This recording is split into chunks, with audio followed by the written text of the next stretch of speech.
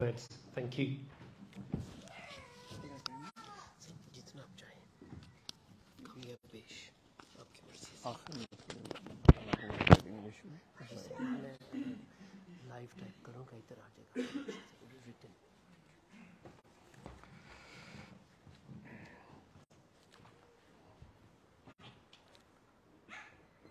نحمدہ و نصلی علی رسول الکریم اما بعد اعوذ باللہ من الشیطان الرجیم بسم اللہ الرحمن الرحیم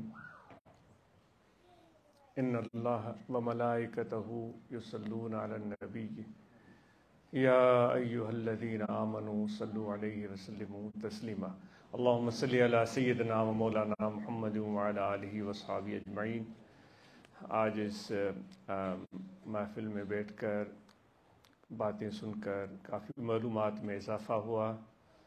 سب سے پہلے کہ میں اردو میں گفتگو کروں گا کیونکہ میرے لیے یہ زیادہ آسان ہے۔ اگر دوستوں نے پسند کیا اور ضرورت محسوس ہوئی تو وہ آپ کو بتا بھی سکتے ہیں انگلش زبان میں۔ بہت اچھا لگا، بہترین طریقہ تھا، بلکہ یہ کہا جائے کہ ایک نئی جہت ہے جو یہ جماعت یو کے میں متعارف کروا رہی ہے، جس کی ضرورت ہے۔ اور یہ نوجوان نسل ہماری اب ماشاءاللہ اس قابل ہے کہ وہ ذمہ داریاں اٹھائے اور رہنمائی اور رہبری کا فریضہ سر انجام دے۔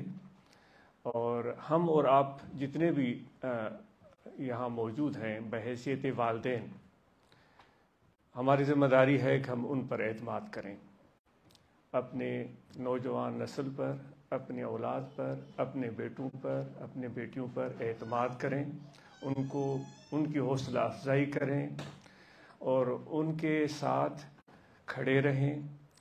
اور جو ہمارا تجربہ ہے، جو ہم نے سیکھا ہے اپنی زندگی سے، وہ بے شک ان کے ساتھ شیئر کریں۔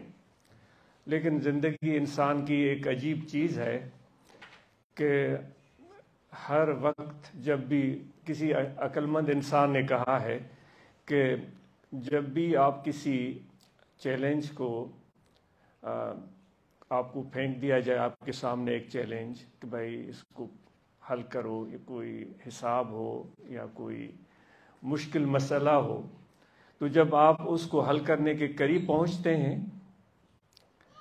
تو یہ زندگی وہ سوال کو پھر تبدیل کر دیتی ہے، یعنی کہ آپ پھر وہیں پر ہوتے ہیں۔ تو کوئی اس کا مطلب یہ ہے کہ کوئی بات حرف آخر نہیں ہوتی۔ میں نے جو بات سوچ لی ہے وہی حرف آخر ہے، ایسا ہوتا نہیں ہے۔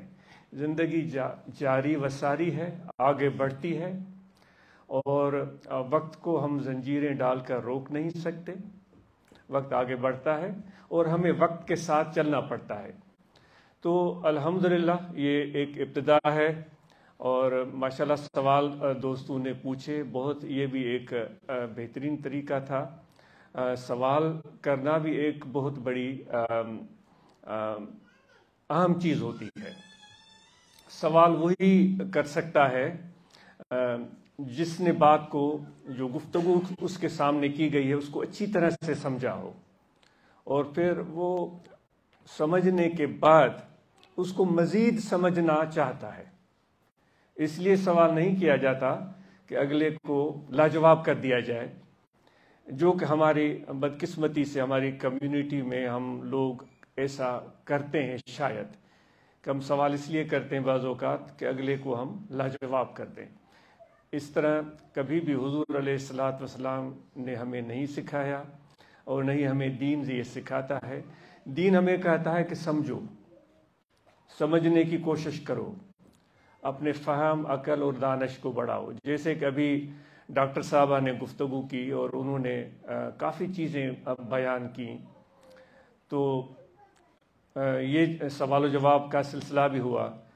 ہمارے ساؤتھ ایشین لوگ، ان میں یہ چیز شاید آپ نے دیکھی بھی کہ بہت عام ہے کہ ہمیں کوئی بھی تکلیف لاحق ہو تو ہم اس کو جن کے ساتھ منسوب کرتے ہیں کہ یہ جن چڑھ گیا، کالا جادو ہو گیا، اور کسی نے مجھ پر علم کر دیا ہے، یہ ہماری کمیونٹی میں چیز بہت عام ہے۔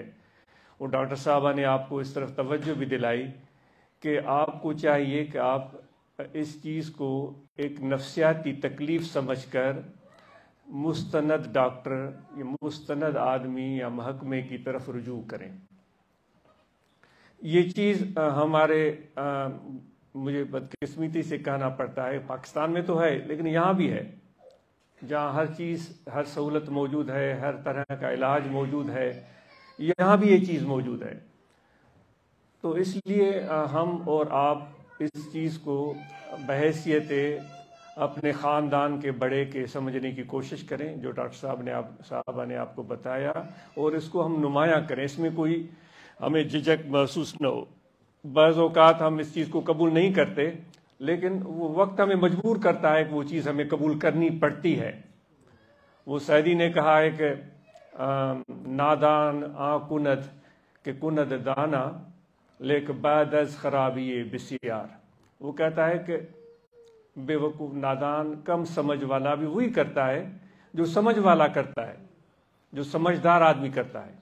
کم سمجھ والا بھی وہی کرتا ہے۔ فرق یہ ہے کہ سمجھ والا بر وقت کر دیتا ہے، اور جس کی کم سمجھ ہوتی ہے وہ ذلیل رسوا ہو کر، خوار اور خراب ہو کر، نقصان اٹھا کر پھر وہ کام کرتا ہے۔ تو اس لیے یہ مجھے بھی کافی دوستوں کے سے واسطہ پڑتا ہے، تو وہ یہ چیزیں سامنے لاتے ہیں کہ مجھے کالا علم ہے، مجھ پر کالا جادو ہے، مجھ پر کسی نے مجھ پر کچھ کر دیا ہے، مجھ پر جن چڑھ گیا ہے، یا میرے بیٹے پر، یا میری بہو پر، یا میرے ماں باپ میں سے کسی پر۔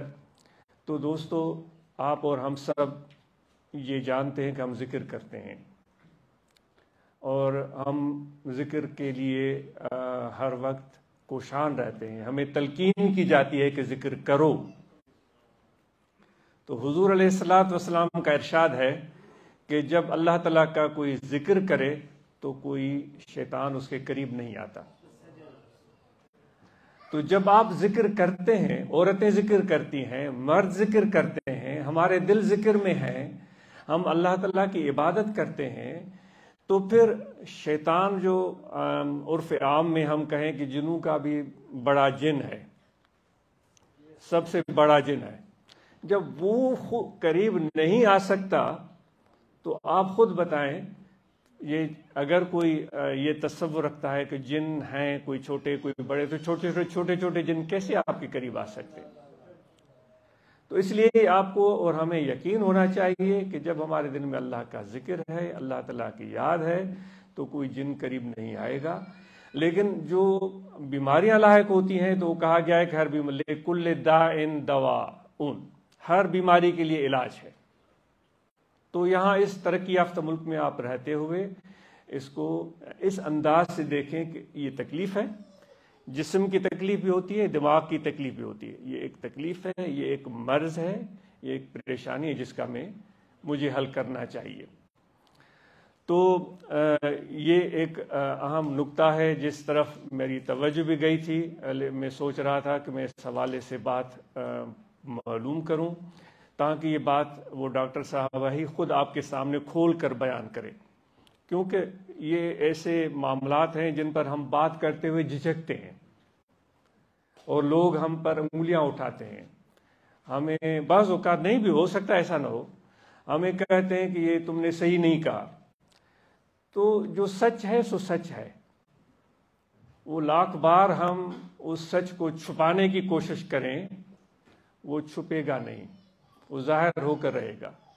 خوشبو اگر ہے تو وہ اپنی خوشبو کو ثابت کرے گی، چاہے آپ اس کو لاکھ بیان کرنے کی کوشش کریں یا اس کو بیان کرنے کی کوشش نہ کریں، وہ خوشبو بذات خود آپ کے ناک کے ذریعے آپ کے دماغ تک پہنچے گی اور آپ کو محسوس کرائے گی کہ میں کیسی ہوں۔ تو اس لیے جو حقائق ہیں اس سے ہم نظر انداز نہ کریں اور اس پر ضرور توجہ دیں۔ دماغی صحت کے حوالے سے بات ہو رہی تھی۔ دماغی صحت بہت اہمیت کی حامل ہے. میں کوئی مجاز نہیں ہوں اس پر گفتگو کر سکوں. جو متعلقہ ڈاکٹر حضرات ہیں وہ اس پر بہتر انداز میں گفتگو کر سکتے ہیں. جو اپنے چھوٹے موٹے ذاتی تجربے ہیں اس حوالے سے میں گفتگو کرنا چاہوں گا، جو صحیح بھی ہو سکتے ہیں، غلط بھی ہو سکتے ہیں. اس معاملے میں حرف آخر تو وہ جو متعلقہ پروفیشنل ڈاکٹر ہیں وہی بتا سکتے ہیں. دماغی صحت کا تعلق ہماری اپنی ذات سے بھی ہوتا ہے اور ہمارے اپنے خاندان سے بھی ہوتا ہے. یہ بعض اوقات ہم اپنے آپ کے علاوہ کسی پر توجہ کرتے ہی نہیں.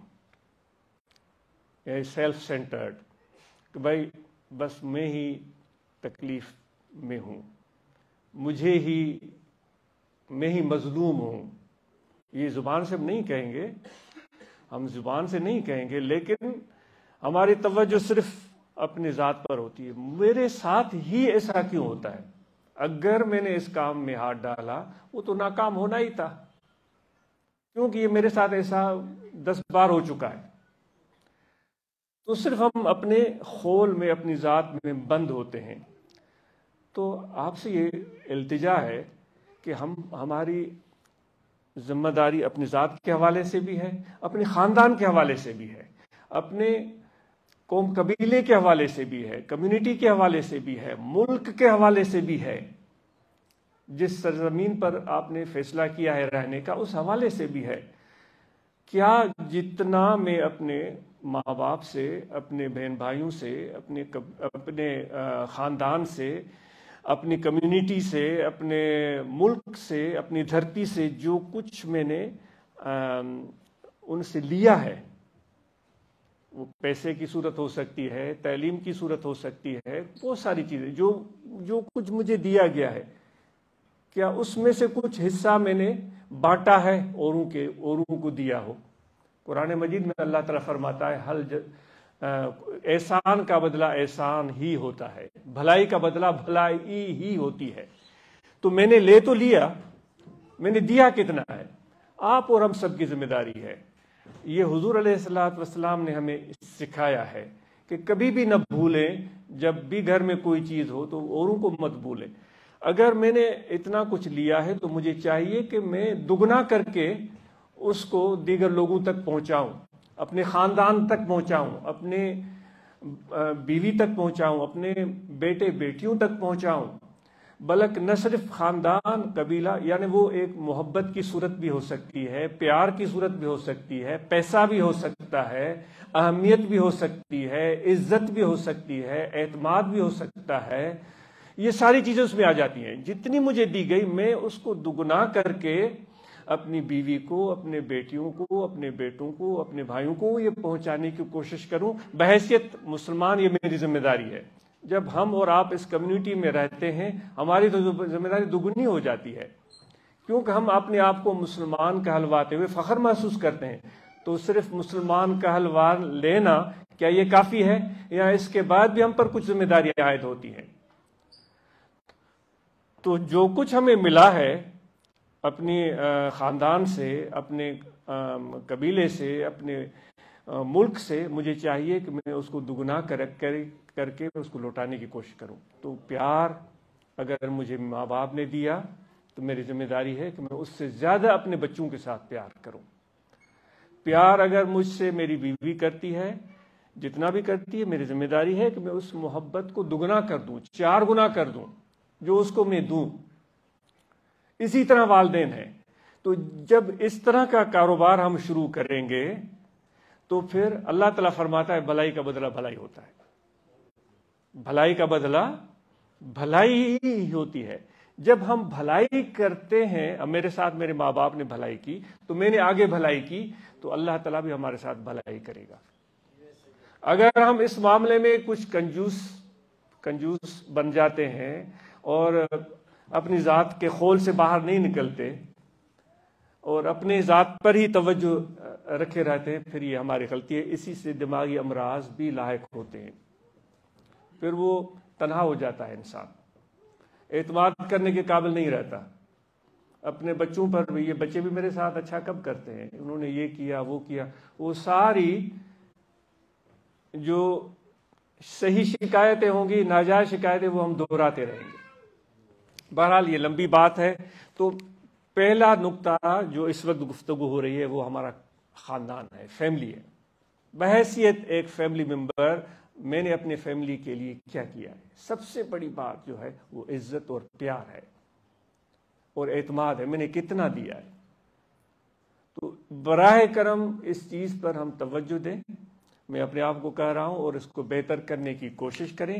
اس سے ہماری شاید ذہنی صحت میں بہتری آئے، اور یقین جانیے جب آپ اپنے بچوں کو، اپنے خاندان کو اور اپنے قبیلے کو، اپنے ملک اور قوم کو جو خدا نے آپ کو دیا ہے وہ دگنا کر کے دیں گے، تو آپ کے گھر میں، آپ کے عزت میں، آپ کے کام میں اور زیادہ برکتیں ہوں گی، اور ذہنی صحت آپ کی بے مثال ہو سکتی ہے۔ ہو سکتا ہے میں اس معاملے میں اتنا تجربہ نہیں ہے، لیکن ایک ذاتی ناقص معلومات کے بنیاد پر میں آپ کے سامنے یہ بات رکھ رہا تھا۔ اور ہم اپنے آپ کو تصوف میں کہتے ہیں کہ وہ کہتے ہیں کہ سعدی کہتے ہیں شیخ شہاب الدین سہروردی میرا مرشد ہے، شیخ شرف الدین مصلح شیرازی وہ کہتے ہیں کہ شیخ شہاب الدین میرے مرشد ہیں سہروردی۔ ان کے خلیفہ دو تھے جو کہ ہندو پاک میں تشریف لائے، ایک تھے حضرت میاں نوح حالہ والے، مخدوم خاندان مشہور حالہ کا وہ، اور ایک خلیفہ تھے ملتان میں جو مشہور درگاہ ہے غوث پاک کے طرف منسوب، شاہ رکن عالم، اور شاید میں نام بھول رہا ہوں، تو یہ دو خلیفہ تھے۔ تو سعدی بھی ان شیخ شہاب الدین سہروردی کا خادم تھا۔ کہتے ہیں کہ میں ایک مرتبہ دریا کنارے اپنے مرشد سے ملا، میں ان سے اجازت لے رہا تھا کہ حضرت مجھے اجازت دے، میں جا رہا ہوں، مجھے ہدایت کریں، نصیحت کریں۔ تو کہتے ہیں مرا پیر دانائے روشن، گلستان کے مشہور شعر ہیں، مرا پیر دانائے روشن شہاب دو اندرز فرمود بر روئے آپ۔ میں جب ان سے الوداع اجازت لے رہا تھا تو میرے روشن ضمیر شیخ شہاب مرشد شہاب الدین نے دو کام کی باتیں مجھے بتائی تھیں۔ یقیں آک برخیش خود بھی مباش، وہی سیلف سینٹرڈ پرسنالٹی کی بات ہو رہی ہے۔ ایک بات یہ ہے کہ ہمیشہ کبھی بھی اپنے آپ کو بہترین نہ سمجھو کہ بھائی میں تو بالکل ٹھیک ہوں، وہ لوگ میرے ساتھ اچھا نہیں کرتے۔ انہوں نے کہا کہ اب کبھی بھی اپنے آپ کو خود بین مت بنو، اپنے آپ سے زیادہ توجہ اور پیار کرنے والا، دیگر آنکھ برغیر بدبی مباش، اوروں کے بارے میں بدگمان مت رہنا، میرا بیٹا صحیح نہیں، میری بیوی صحیح نہیں، میرا بھائی صحیح نہیں، میرا باپ صحیح نہیں۔ تو یہ دو چیزیں، یعنی خود بین مت بنے۔ ہم اس سے بھی آگے قدم رکھتے ہیں، ہم فقیر آپس میں کہتے ہیں بھائی میں گناہ گار ہوں، یہ ہمارے مزاج میں ہے۔ یہ ہم نے دیکھا ہے جو بچپن سے ہی درگاہ پر ہی زمانہ گزرا ہے، تو یہ دیکھتے آئے ہیں کہ میں گناہ گار ہوں، وہ کہ صحیح میں زیادہ گناہ گار ہوں، وہ کہ نہیں صحیح نہیں میں بہت زیادہ گناہ گار ہوں۔ اچھا یہ کہہ تو دیتے ہیں، لیکن سوال ہے میں اپنے آپ سے بھی، آپ سے بھی، ہم واقعی اپنے آپ کو گناہ گار یا برا یا کم سمجھتے ہیں، یا صرف یہ ایک جملہ ہے جو ہم نے زبان پر رٹ لیا ہے کہ میں تو بس میں مسکین ہوں، میں غریب ہوں، میں خادم ہوں، میں خاک پا ہوں۔ یہ واقعی ہمارے دل کے اندر یہ چیز آئی ہے، یا ایک جملہ ہے جو بھائی اپنے آپ کو کمتر سمجھنا، یہ ہم سے اسلام مطالبہ نہیں کرتا، یہ مطالبہ نہیں کر رہی۔ بات یہ ہو رہی ہے کہ صرف اپنے آپ کو بہتر مت سمجھو۔ اصل کام کی چیز یہ ہے کہ میں سب سے اچھا ہوں، میں سب سے اچھا ہی کرتا ہوں، کوئی اور میرے ساتھ اچھا ہی نہیں کرتا۔ کام کی بات یہ ہے، ہم اس سے دو قدم آگے جاتے ہیں، نہیں میں تو، کیا یہ اس صورت حال کا دوسرا رخ تو نہیں ہے کہ بنیادی طور پر ہم اپنے آپ کو مظلوم سمجھتے ہیں، ہم اپنے آپ کو سمجھتے ہیں کہ لوگ ہمیں اگنور کر رہے ہیں، ہمیں اہمیت نہیں دے رہے ہیں، ہم ہیں تو بڑے اچھے، پھر اس کیفیت کو ان الفاظ میں تو نہیں بیان کرتے کہ میں تو گناہ گار ہوں۔ تو اس لیے اس پر ذرا سوچئے گا نا، غور کیجئے گا کہ یہ ہم کس وجہ سے ایسا بولتے ہیں۔ ہم سے تصوف یہ چاہتا ہے کہ اپنے آپ کو بہترین نہ سمجھو، اوروں کو برا نہ سمجھو، تصوف ہم سے صرف یہ چاہتا ہے۔ تو اس حوالے سے ہم اور آپ ضرور ان چیزوں کا خیال اور دھیان رکھیں۔ اور چونکہ یہ محفل کچھ ایسی ہے کہ مجھے عاجز کا دل آج صرف سننے کو چاہ رہا تھا، جد سوال بھی ذہن میں آئے، لیکن میں اپنی کمزوری آپ کو بتاؤں کہ مجھے وہ شائنس بہت ہوتی ہے پوچھتے ہوئے، ایسا ہونا نہیں چاہیے۔ جب بھی کوئی مشکل بات ہو تو آدمی ضرور سوال کرے، جیسے کہ صحت کا معاملہ گفتگو ہو رہا تھا، یہ ڈسکس ہو رہا تھا، اس سے زیادہ اہم اور چیز کیا ہو سکتی ہے؟ اس پر یہ کہا گیا کہ بعض اوقات ہمیں بیماریاں لاحق ہوتی ہیں، ہم اس کو چھپاتے ہیں۔ یہ کتنا بڑا ظلم ہے، وہ ڈاکٹروں سے چھپاتے ہیں، ان کے سامنے نہیں لے آتے۔ تو یہ ایک شائنس ہے جو اتنی قاتل اور خطرناک ہے، جو ہماری زندگی کو برباد کر دے گی۔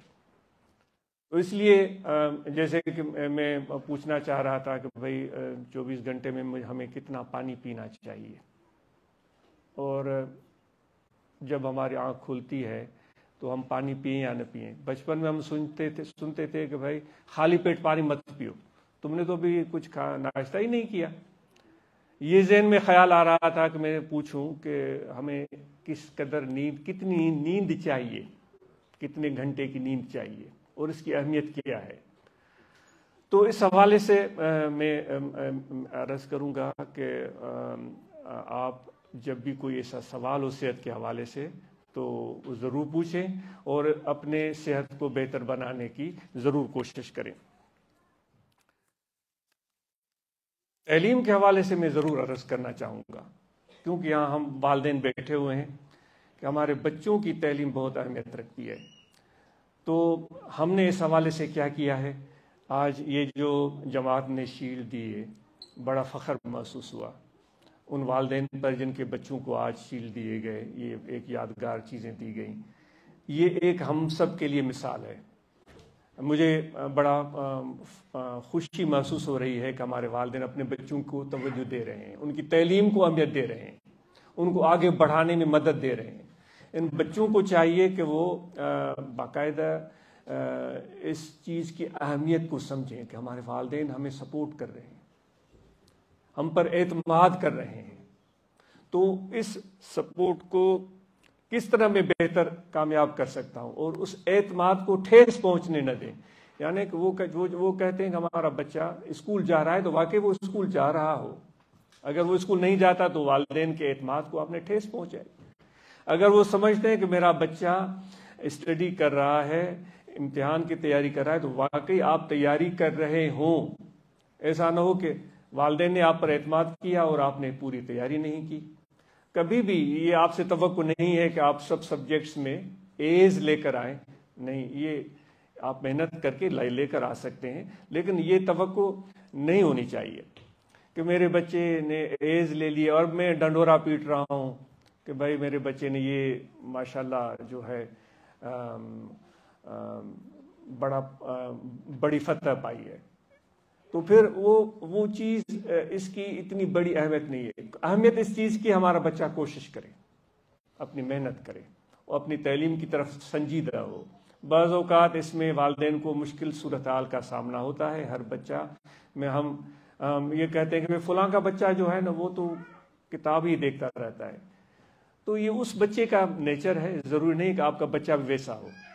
بہت ساری اور چیزیں ہوگی جس میں آپ کا بچہ اس بچے سے بہتر ہوگا، ہمیں وہ چیزیں نظر نہیں آتی، ہم اس چیز کو دیکھتے ہیں وہ تو کتاب ہی پڑھتا رہتا ہے، وہ تو ماشاءاللہ پڑھاکو ہے۔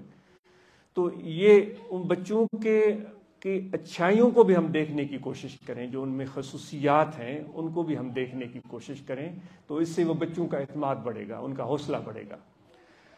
اور جیسے ابھی آج یہ بات کی گئی کہ ہم بچت کریں، میرے دل میں یہ سوال آیا تھا لیکن میں کچھ پوچھ نہیں سکا کہ یہ بھی سوال آپ سے پوچھا جاتا ہے کہ بھئی ہم سیونگ کریں تو وہ پیسے کہاں بچا کر رکھیں؟ کوئی اکاؤنٹ کھلوائیں کہ ہم اس میں پیسے ڈالتے جائیں، یا کوئی اور طریقہ ہو سکتا ہے؟ جیسے دیسی طریقہ میں نے ایک کسی کا پڑھا تھا جو مجھے بڑا پسند آیا، اس نے کہا تھا کہ میں نے گھر میں 2 انویلپ رکھے ہوئے ہیں، دونوں میں انہوں نے دونوں لفافوں کو مختلف نام دیے ہوئے تھے۔ ایک کو کچھ شاید اس نے ہنگامی صورتحال کا نام دیا ہوا تھا، دوسرے کو کوئی نام جو ہے وہ سیونگ کا دیا ہوا تھا۔ وہ خاتون تھی، وہ کہتی تھی کہ میں ہر روز اپنے دونوں انویلپ میں تھوڑے تھوڑے پیسے رکھتی تھی، کبھی 100 روپے رکھ دیے، کبھی 200 روپے رکھ دیے، یا اس کا کوئی خاص مقرر مقدار ہوگا کہ میں مہینے میں اس میں 500 ڈال دوں گی یا 1000، اس طرح کا کوئی معاملہ تھا۔ جو ہنگامی صورتحال والا تھا اس میں کوئی فکسڈ اماؤنٹ اس نے 10,000 20,000 25,000 یا 1,00,000 رکھا ہوا تھا۔ وہ کہتا تھے جو ہنگامی صورتحال کے لیے انویلپ تھا اس کو تو میں ہاتھ ہی نہیں لگاتی تھی، باقی جو بینک بنا کر میں نے ایک لفافہ رکھا تھا اس میں پیسے ڈالتی تھی، لیکن میں پھر اس لفافے کی مقروض ہو جاتی تھی۔ میں نے اتنے پیسے نکال کر اپنی ضرورت پر خرچ کیے ہیں، یعنی ایک دیسی ٹوٹکا۔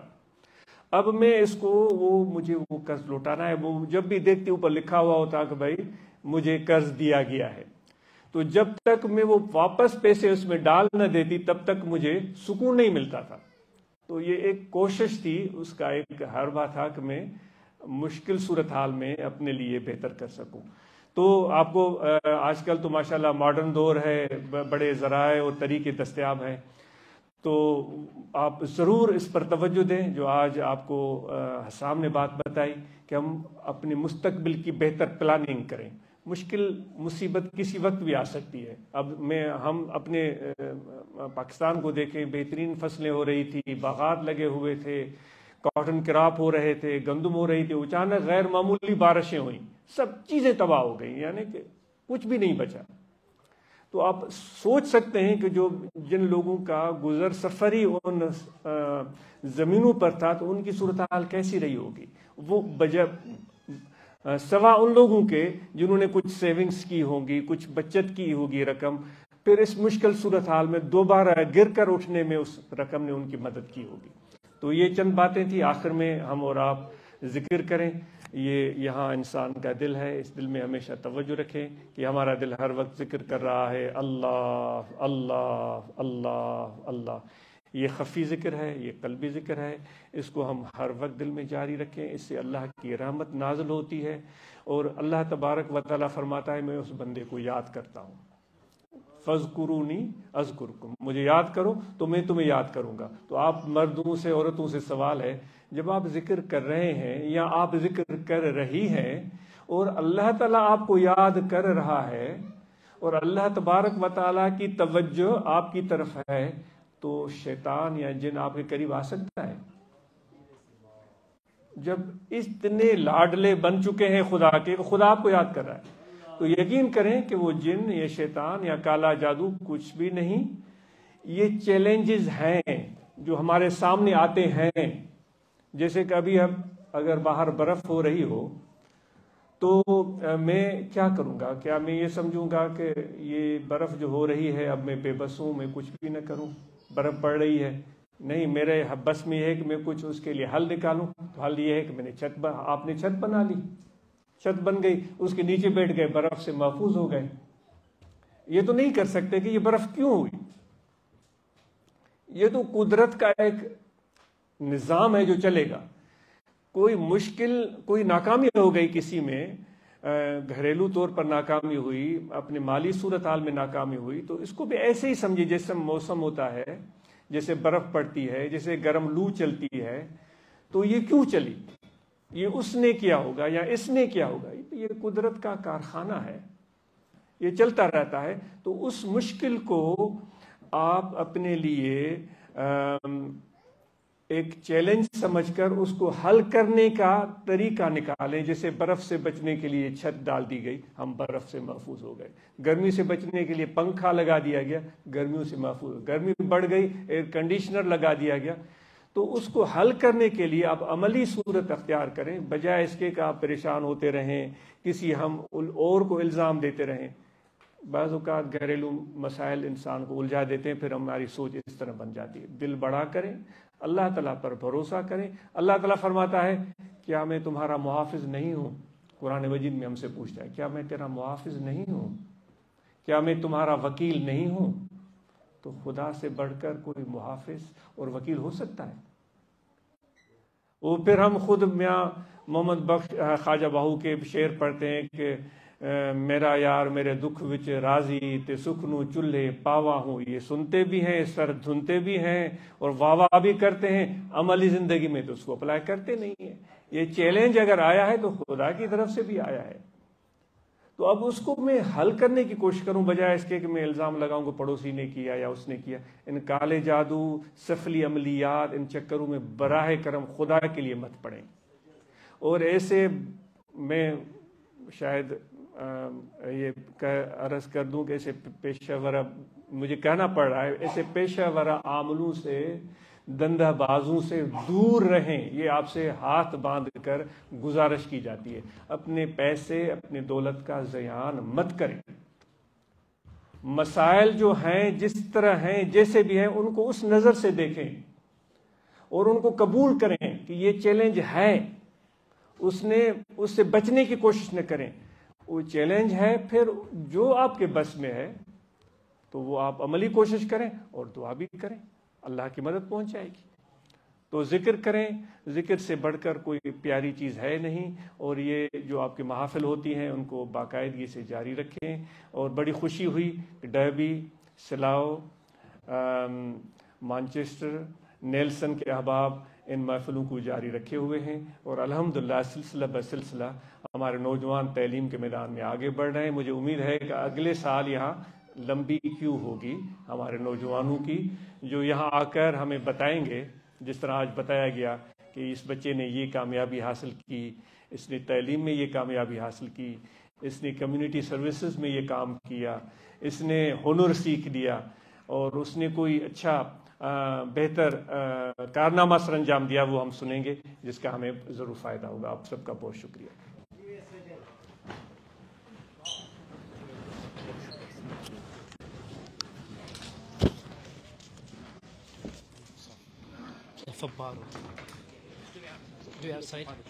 ٹھیک ہے، سو سے مصافہ باہر کرنا بہت، you lead the way some,